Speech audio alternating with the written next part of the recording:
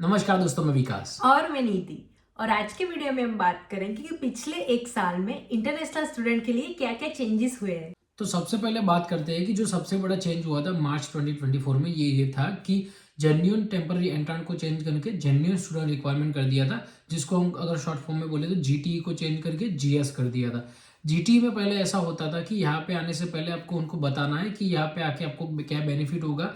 300 word का ऐसे type का आपको लिखना है, उसमें आपको उनको बताना है कि यहाँ पे आके आप स्टडी करोगे, अपनी कंट्री में वापस चले जाओगे, वहाँ पे जाके आपको क्या क्या बेनिफिट होगा। तो ये सारी चीज़ें जब आप उनको लिख के बताओगे तो आप ऐसा बताओगे कि आपको अपनी कंट्री से प्यार है, जो जहाँ से आप आ रहे हो वहाँ पे आप वापस चले जाओगे स्टडी करके यहाँ पे ऑस्ट्रेलिया में से। बट अब जो जीएस है उसमें आपको 150 वर्ड की लिमिट है एक क्वेश्चन की, उसका थोड़ा सा फॉर्मेट चेंज है, बाकी नियरली सेम ही है। आपको 150 वर्ड की लिमिट में आपको उनको बताना है कि ये क्वेश्चन का आंसर आप दे रहे हो, उसमें आपको बताना है कि आपको अगर ऑस्ट्रेलिया आना है तो किस रीजन से आना है, यहाँ पे आपको परमानेंटली सेटल होना है कि यहाँ पे आके आपको स्टडी करके वापस चले जाना है। तो उस तरीके से आपको थोड़ा सा स्पेसिफिक होना पड़ेगा इसमें। तो थोड़ा सा ट्रिकी हो सकता है बट नियरली सेम सिनारियो है, और बहुत सारे स्टूडेंट्स अभी आ भी रहे उसी सेम इंटरव्यू को पास करके। तो it's not a big deal. पहले ऐसा था, उसका हमने एक ऑलरेडी वीडियो बना दिया है, वो आप देख सकते हो, उसकी लिंक हम आपको डिस्क्रिप्शन में दे देंगे।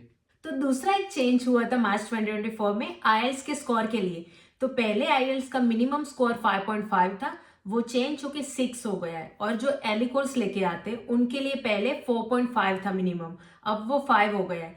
तो ये स्टूडेंट वीजा के लिए। और फिर जो टेम्पररी ग्रेजुएट होते अपना टीआर लेने के लिए आपको फिर से एग्जाम देनी पड़ेगी अब। क्योंकि पहले ऐसा था कि आप अगर यहाँ पे जब आते हो तब आपने ऑलरेडी आईएल्स या पीटी दी होती है, और आप यहाँ पे आते हो तो वो आपका रिजल्ट 3 साल के लिए कंसिडर होता है, तो आपको दूसरी बार देने की जरूरत नहीं पड़ती थी। पर अब क्योंकि ये चेंज हो गया है, अब ये 1 साल के लिए वैलिड है। अगर आपको टीआर अप्लाई करना है तो वो 1 ही साल वैलिड होगा। तो मोस्ट ऑफ द केस में सबको दूसरी बार एग्जाम देनी पड़ेगी टीआर के लिए। और उसका भी पहले 6 था, अब वो चेंज होकर 6.5 हो गया है। विथ मिनिमम 5.5 होने चाहिए और ओवरऑल आपको 6.5 होने चाहिए। तो ये चेंजेस हुए आईएल्स के और पीटी के स्कोर्स में। तो और एक बड़ा जो चेंज हुआ था यहाँ पे वो ये था कि जब भी आप यहाँ पे ऑस्ट्रेलिया आते हो स्टूडेंट वीजा अप्लाई करके, तो आपको फंड शो करने पड़ते हैं। तो फंड शो पहले कम होते थे, उसको बढ़ाकर स्लोली स्लोली ज्यादा कर दिए। तो अक्टूबर 2023 में उसको बढ़ाया था, उसको मई 2024 में बढ़ा के और बढ़ाकर 29,700 के आसपास कर दिया वो सिंगल एप्लीकेंट के लिए, अगर एक सिंगल स्टूडेंट आ रहा है तो। उसके साथ अगर कोई स्पाउस है तो उसका भी बढ़ाकर 10,400 के आसपास कर दिया। तो ये सारे फंड्स है जो आपको दिखाने पड़ेंगे ऑस्ट्रेलिया आने से पहले। ये सिर्फ आपको दिखाने के लिए, आपके बैंक में हो या फिर फिक्स डिपॉजिट हो या फिर बैंक लोन लो, ये सारी चीजें आपको सिर्फ दिखानी है, वो पैसे आपको स्पेंड नहीं करने। क्योंकि बहुत सारे लोगों को एक कंफ्यूजन होता है कि हमको इतने सारे पैसे लगे कि ऑस्ट्रेलिया जाने में, पर ये सब आपको खर्च करने की जरूरत नहीं है, आपको गवर्नमेंट को देने नहीं है, आपको सिर्फ शो करना होता है। हाँ बस, आपको सिर्फ अपनी जो फीस होती है और वीजा फीस होती है और अपने कॉलेज की जो फीस होती है वो ही आपको पे करनी होती है। ये फंड इसीलिए आपको शो करना होता है कि आप ऑस्ट्रेलिया में आके रह सकते हो, आपको पैसे की कोई कमी नहीं होगी। और इसका एक ऑलरेडी हमने एक वीडियो बनाया कि कितने फंड चाहिए होंगे, कितने पैसे लगेंगे, तो वो हम आपको लिंक डिस्क्रिप्शन में दे देंगे। अगर आपको वो देखना है तो आप देख सकते हो। जुलाई 2024 में गवर्नमेंट ने स्टूडेंट वीजा के पहले जो फी थी 700, वो चेंज करके 1600 कर दिए। आजकल वो पैसे ज्यादा ही बढ़ा रहे हैं सभी चीजों में, सारे वीजाज में सब कुछ वो पैसे बढ़ा रहे हैं। पर हम कर भी क्या सकते हैं, अगर आपको स्टूडेंट वीजा चाहिए तो फिर वो फीस तो पे करनी ही पड़ेगी। सारी चीजों मतलब सारे वीजा के लिए उन लोगों ने फी बढ़ा दी, और एवरी ईयर ये लोग बढ़ाते रहते हैं। तो अभी जो 1600 है, शायद नेक्स्ट ईयर ऐसा हो जाए कि वो 2000 हो जाए। तो कोई भी वीजा हो, सारे वीजा की थोड़ी बहुत तो ये वीजा फी बढ़ती है, क्योंकि उनको पता है ना, क्योंकि कितने भी वो फीस बढ़ाए, जिनको यहाँ पे आना है वो पैसे पे करने ही वाले, तो उनके लिए इनकम जनरेट करने का तरीका है, उसमें हम कुछ नहीं कर सकते। और एक चेंज जो गवर्नमेंट ने किया था वो ये था कि जो हम यहाँ पे आने के बाद जो स्टडी करते हैं उसके बाद जो पोस्ट ग्रेजुएट वीज़ा होता है, जो वर्क वीज़ा हम बोलते हैं, नॉर्मली सब लोग टीआर बोलते हैं, टेम्पररी रेसिडेंस वीज़ा। उसके अलग अलग नाम होते हैं। अगर आपने बैचलर के बाद किया तो उसका अलग नाम है, अगर आप मास्टर्स के बाद अगर टीआर ले रहे हो तो उसका अलग नाम है, अगर आप पीएचडी करने के बाद ले रहे हो तो उसका अलग नाम है। बट सबका मीनिंग एक ही है कि टेम्पररी रेसिडेंस वीज़ा, टीआर। तो उसमें थोड़े से चेंजेस हुए, नाम में थोड़े से चेंजेस किए, वो हमको उतना अफेक्ट नहीं करते। बट जो अफेक्ट करता है वो ये है कि उन लोगों ने पहले जो टेम्पररी रेसिडेंस जो टीआर का टाइम पीरियड था वो बढ़ाया था। किसी का 2 साल का 3 साल कर दिया था, 3 साल जिसको मिलता था उसका 4 साल कर दिया था, वो वापस उसको नॉर्मल कर दिया है। तो अगर आप यहाँ पे जो ट्रेड कोर्स होते हैं, वोकेशनल कोर्सेज होते हैं, वो कर रहे हो तो सिर्फ आपको 18 महीने का 18 मंथ्स का टेम्पररी रेसिडेंस मिलेगा। और जो उसकी एज थी उसको कम करके 35 कर दिया, पहले 50 थी तो 50 की एज तक आप टीआर अप्लाई कर सकते थे पहले, उसको कम करके 35 कर दिए। ये बहुत ही अफेक्ट करने वाला है बहुत सारे लोगों को, क्योंकि बहुत सारे लोग होते हैं जो यहाँ पे 30-32 की एज में आना चाहते हैं और आते हैं, तो फिर उन लोगों को डिफिकल्टी होगी। अगर 2 साल उन्होंने स्टडी खत्म की, बाय द टाइम अगर वो ऑलरेडी 36 है, ऐसा कुछ हो जाता है उन लोगों का, तो फिर उन लोगों के लिए डिफिकल्ट है, उनको टीआर नहीं आएगी। तो टीआर बेसिकली ये है कि आपको 2 साल का वीजा मिलता है, ये आपको फुल टाइम वीजा मिलता है। आप ऑस्ट्रेलिया में रह के फुल टाइम यहाँ पे वर्क कर सकते हो, आपको उस टाइम में कोई भी स्टडी या कुछ भी करने की जरूरत नहीं है। ये काइंड ऑफ वर्क वीजा है आपके लिए। और उसके बाद यहाँ पे जो ज्यादातर लोग आते हैं वो बैचलर्स या फिर मास्टर्स करने के लिए आते हैं। तो अगर आप बैचलर्स के बाद या मास्टर्स के बाद अगर टीआर अप्लाई करने वाले हो तो वो आपको 2 साल का मिलेगा। अगर आप रीजनल में स्टडी कर रहे हो तो 1 साल एक्स्ट्रा मिलता है, वो तो सबको बताइए।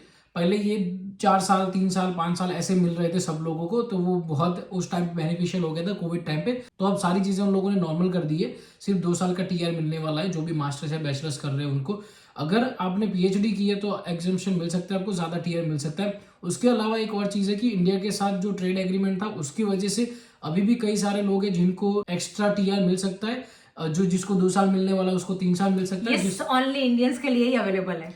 तो एक साल बढ़ा लो, अब जितना आपको मिलने वाला है उससे 1 साल आपको ज्यादा टीआर मिलेगा। तो ये सारी चीजें थी जो टीआर के लिए इन लोगों ने रिसेंटली चेंज की है लास्ट ईयर। जुलाई 2024 में और एक चेंज हुआ था कि गवर्नमेंट ने ऐसा डिसाइड किया है कि अब यहाँ पे जो भी विजिटर वीजा लेके आते थे फिर स्टूडेंट वीजा में कन्वर्ट हो जाते थे, और जो भी लोग यहाँ पे ऑलरेडी स्टूडेंट वीजा पे आए थे फिर अपना टीआर लिया था और उसके बाद फिर से वो लोग स्टूडेंट वीजा के लिए अप्लाई कर रहे थे, तो गवर्नमेंट ने ऐसा डिसाइड किया कि अब उन लोगों को again and again student visa देने में गवर्नमेंट का इतना कुछ फायदा नहीं होता है।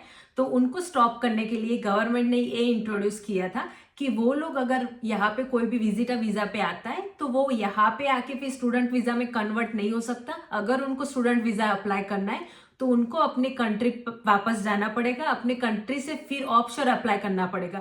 और वो ही सेम है स्टूडेंट वीजा जो यहाँ पे लेके आए थे, उन्होंने टीआर कंप्लीट किया, उनको भी अगर अप्लाई करना है, अगर वो यहाँ से अप्लाई करेंगे तो उनके बहुत कम चांसेस है कि उनका फिर से स्टूडेंट वीजा ग्रांट होगा। उनका भी सेम, अगर वो वापस इंडिया गए फिर से दूसरी बार स्टूडेंट वीजा अप्लाई किया तो शायद आ सकता है, उसमें भी रिस्की है, क्योंकि गवर्नमेंट यही पूछेगी आप ऑलरेडी यहाँ पे पढ़ चुके हो एक बार, आपको फिर से क्यों यहाँ पे आके पढ़ना है। तो ये है ये सबसे बड़ा मतलब बहुत सारे लोग जो यहाँ पे उनके लिए बहुत बड़ा रिस्की चीज हो गई है उन लोगों के लिए यहाँ पे ऑस्ट्रेलिया में रहना, क्योंकि बहुत सारे ऐसे लोग हैं जो ऐसा सोचते हैं कि भाई हम 5-10 साल तो ऐसे स्टूडेंट वीजा ले लेकर निकाल देंगे।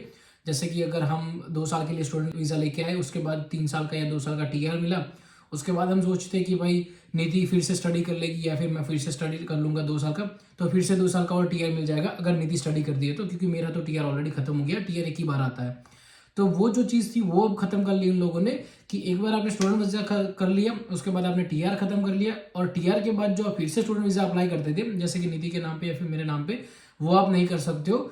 अब आपको वापस जाना पड़ेगा, वहां से आपको स्टूडेंट वीजा अप्लाई करना पड़ेगा। तो जितने भी लूप होल थे वो गवर्नमेंट अब थोड़े थोड़ा करके क्लोज करती जा रही है। उनको पता चलने लगा है कि लोग क्या क्या फायदा उठाते किन किन चीजों का, तो वो सारी चीजें धीरे धीरे करके वो बंद करते जा रहे हैं, सारे रास्ते हमारे बंद होते जा रहे हैं। लास्ट ईयर एक ये भी न्यूज आई थी कि गवर्नमेंट कैप लगाने वाली है इंटरनेशनल स्टूडेंट को एनरोल करने के लिए।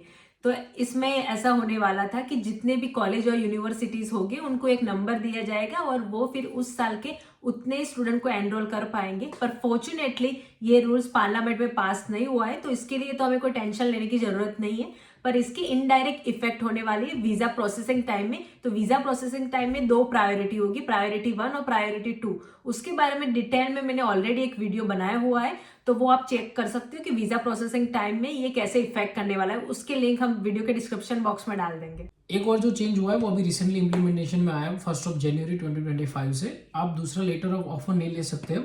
ऐसा है कि अगर आप स्टूडेंट वीज़ा में हो और आपको अगर दूसरी जगह से स्टूडेंट वीज़ा लेना है तो आपको लेटर ऑफ ऑफर नहीं चलेगा, उसका आपको सीओई लेना पड़ेगा। सीओई बोलते हैं कन्फर्मेशन ऑफ एनरोलमेंट। जब भी आप कोई भी कंट्री से यहाँ पे ऑस्ट्रेलिया आते हो तो आपको सीओई लेना पड़ता है, और उसके बाद आपकी कॉलेज की फीस होती है, उसके बाद आप वीज़ा अप्लाई करते हो। जो आप वीज़ा अप्लाई करते हो वो सीओई के बेसिस पे करते हो। तो यहाँ पे ऑलरेडी अगर आप ऑस्ट्रेलिया में हो तो पहले चल जाता था कि आपको सीओ लेने की जरूरत नहीं है, अगर आपके पास लेटर ऑफ ऑफर हो वो कॉलेज से यूनिवर्सिटी से, तो वो चल जाता था। क्योंकि आप ऑलरेडी ऑस्ट्रेलिया में होते थे तो वो लेटर वो लोग एक्सेप्ट करते थे, पर अब उन लोगों ने वो भी बंद कर दिया है। तो अभी आपको सीओई लेना पड़ेगा, तो वो थोड़ा सा कॉम्प्लिकेटेड प्रोसेस है, क्योंकि अगर आपके पास ऑलरेडी एक कॉलेज का सीओई है तो दूसरी कॉलेज आपको सीओई नहीं जनरेट करेगी, सीओई आपके पास एक ही होना चाहिए। तो अभी आपको वो स्टूडेंट वीज़ा ख़त्म करके, मतलब जो जहाँ पे आपका चल रहा है सीओई वो ख़त्म करके, वो सीओई कैंसिल करके नया सीओई जनरेट करके फिर आप उसको चेंज कर सकते हो। तो ये थोड़ा सा कॉम्प्लिकेटेड प्रोसेस हो गया है अब। 1 फरवरी 2025 में उन्होंने फिर से टेम्पररी ग्रेजुएट की वीजा फी बढ़ा दी है। उन्होंने ऑलरेडी जुलाई 2024 में वीजा फी इंक्रीज की थी, अब अगेन 1 फरवरी 2025 से वो इंक्रीज कर रहे हैं। तो ये भी पहले जैसे स्टूडेंट वीजा में किया, इसमें भी फीस बढ़ाते जा रहा है, विद इन अ ईयर 2 बार बढ़ा रहे हैं, पर अगेन कुछ नहीं कर सकते। वीजा फी बढ़ा रहे हैं तो हमको पे करनी ही पड़ेगी, क्योंकि टेम्पररी रेसिडेंस चाहिए तो वीजा फी तो पे करनी पड़ेगी। तो इसकी वीजा फीस 1945 से बढ़ के 2235 हो गई है। और अगर आपका पार्टनर है वो ओवर 18 है तो उसकी वीजा फी पहले $975 से अब बढ़ के वो 1175 हो गई है। और अगर कोई एडिशनल एप्लीकेशन है जो अंडर 18 है, अगर आपके किड्स हैं, तो उसकी फीस $490 से बढ़ के 560 हो गई है। तो ये सारे चेंजेस ऑलरेडी आ चुके हैं और ऑलरेडी आप लोगों को अफेक्ट करेंगे अगर आप फ्यूचर में यहाँ पे ऑस्ट्रेलिया आ रहे हो तो। उसके अलावा यहाँ पे और एक और इलेक्शन आ रहा है मई में 1-2 महीने के बाद। तो अगर वो इलेक्शन के बाद अगर दूसरी पार्टी इलेक्शन जीत गई तो चांसेस है कि और चेंजेस भी हो सकते हैं, क्योंकि वो लोग भी वादे करते हैं कि भाई हम ये चेंज करेंगे वो चेंज करेंगे।